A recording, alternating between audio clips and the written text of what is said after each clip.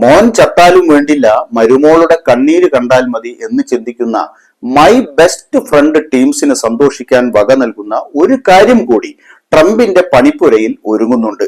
പാകിസ്ഥാൻ, അഫ്ഗാൻ പൗരന്മാർക്ക് യുഎസിലേക്കുള്ള യാത്ര വിലക്കാനുള്ള നീക്കങ്ങൾ ട്രംപ് ആരംഭിച്ചു കഴിഞ്ഞു.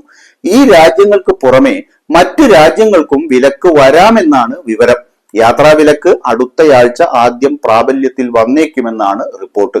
ദേശീയ സുരക്ഷാ ഭീഷണി ഉയർത്തുന്ന രാജ്യങ്ങളുടെ പട്ടികയിൽ അഫ്ഗാനിസ്ഥാനെയും പാകിസ്ഥാനെയും അമേരിക്ക ഉൾപ്പെടുത്തിയിട്ടുണ്ട്. അതേസമയം ട്രംപിന്റെ തീരുമാനം വലിയ വിവാദങ്ങൾക്കാണ് തുടക്കമിട്ടിരിക്കുന്നത്.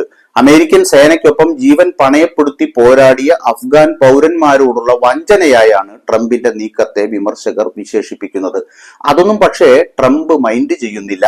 രണ്ടാം വട്ടം കിട്ടിയ പ്രസിഡന്റ് പദവി കുരങ്ങന് പൂമാല കിട്ടിയതുപോലെ കൊണ്ടാടുകയാണ് മിസ്റ്റർ ട്രംപ്. അത് എവിടെ വരെ ചെല്ലുമെന്ന്